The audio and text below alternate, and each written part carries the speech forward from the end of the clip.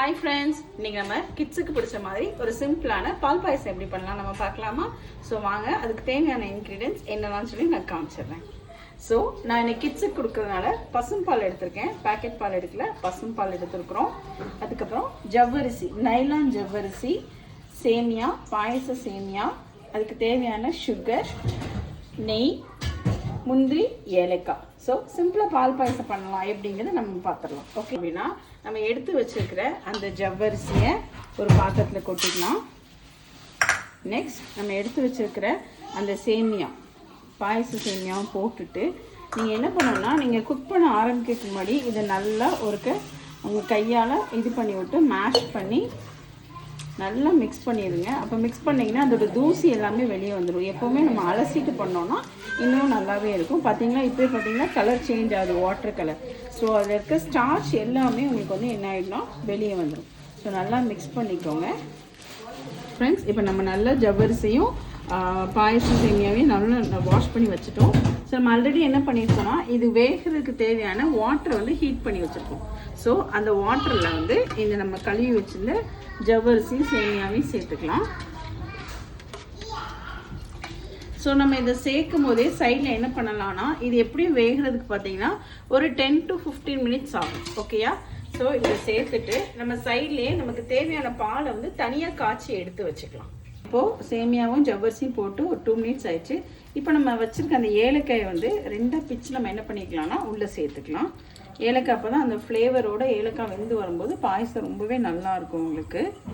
So நம்ம நல்லா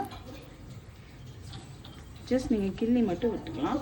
நான் 1 லிட்டர் பாலுக்கு 200 கிராம் ஜவ்வரிசி, 100 கிராம் சேமியா ப்ளஸ் 6 ஏலக்காய் எடுத்துருக்கேன். சரி, நம்ம நெய் வச்சுருக்கோம் இல்லையா? ஸோ அந்த நெய்யை நம்ம ஆட் பண்ணிக்கலாம். ஆட் பண்ணி நம்ம முந்திரி பருப்பு தாளித்து வச்சுட்டோம் அப்படின்னா ஆறும்போது நம்ம பாலில் போடும்போது பால் திரிஞ்சு போகாது. சில நம்ம ஹீட்டுக்கு என்ன ஆகிடும்னா பால் திரிஞ்சு போயிடும். ஸோ அது இல்லாமல் நம்ம ஃபஸ்ட்டே நம்ம இதை ஹீட் பண்ணி வச்சுக்கலாம். ஹீட் ஆகிட்டு இதில் நம்ம வச்சுருக்கிற கிஸ்மிஸ், முந்திரி ரெண்டையுமே ஆட் பண்ணி நல்லா பொன்னிறமாக நம்ம என்ன பண்ணலாம், ஃப்ரை பண்ணி எடுத்துக்கலாம், வதக்கிடலாம். ஸோ சிம்மில் வச்சே பண்ணணும். ஏன்னா கிஸ்மிஸ் பார்த்திங்கன்னா நல்லா உப்பி வந்துடும். உப்பி வந்தால் அது சீக்கிரமே கரைஞ்சிரும். அதனால் சிம்மில் வச்சுட்டே நீங்கள் இது பண்ணுங்கள், ஃப்ரை பண்ணிக்கோங்க. பாருங்க, இப்போ நமக்கு ஜவ்வரிசி சேமியா நல்லா வெந்து வந்திருக்கு. ஸோ இந்த டைம் நம்ம என்ன பண்ணலாம் அப்படின்னா, எந்த கப்பில் நம்ம சேமியா எடுத்தோமோ அதே கப் அளவுக்கு நம்ம சுகர் எடுத்துக்கலாம். ஸோ சுகர் இதில் ஆட் பண்ணிடலாம் நம்ம. ஸோ சுகர் நல்லா ஆட் பண்ணி அது ஒரு 2 மினிட்ஸ் நல்லா கைவிடாமல் கிளறி விடுங்க. ஏன்னா சுகர் நல்ல சிறப்பாக அது கன்வெர்ட் ஆகி வந்துடும். ஸோ நமக்கு இப்போ சேமியா பார்த்திங்கன்னா சுகர் போட்டு ஒரு 2 மினிட்ஸ் நல்லா கிளறி விட்டுட்டோம். இந்த ஸ்டேஜில் என்ன பண்ணலாம் அப்படின்னா, நம்ம ஆல்ரெடி நம்ம காய்ச்சி வச்சுருக்க மில்க் எடுத்து இதில் நம்ம போர் பண்ணிடலாம். பசும்பால் தான் ஊற்றுறேன் கிட்ஸுக்கு கொடுக்குறதுனால. நீங்களும் பசும்பால் செஞ்சீங்கன்னா இன்னும் டேஸ்ட் நல்லாவே வரும். ஸோ பால் ஊற்றிட்டு ஒரு 5 மினிட்ஸ் அந்த பாலில் அந்த சேமியா, அந்த ஜவ்வரிசி எல்லாமே நல்லா குக் ஆகட்டும்.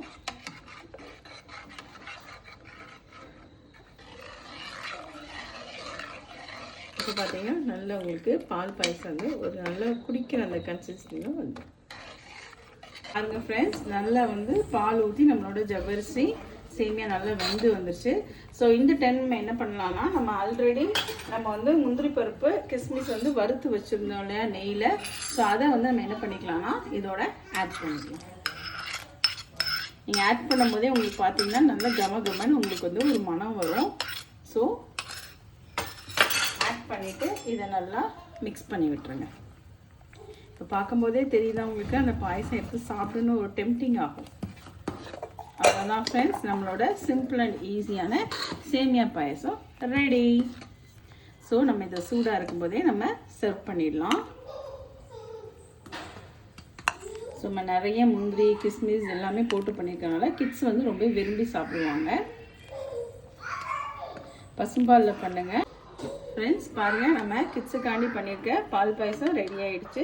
ஸோ இதை கிட்ஸ் ரொம்பவே விரும்பி சாப்பிடுவாங்க. அவங்களுக்கு நிறைய முந்திரி, கிஸ்மிஸ்லாம் போட்டு பண்ணியிருக்கோம். பசும்பாலில் பண்ணியிருக்கனால அது இன்னுமே டேஸ்ட்டாக இருக்கும். ஸோ பண்ணி பார்த்துட்டு எப்படி இருக்குன்னு சொல்லுங்கள். பாய்.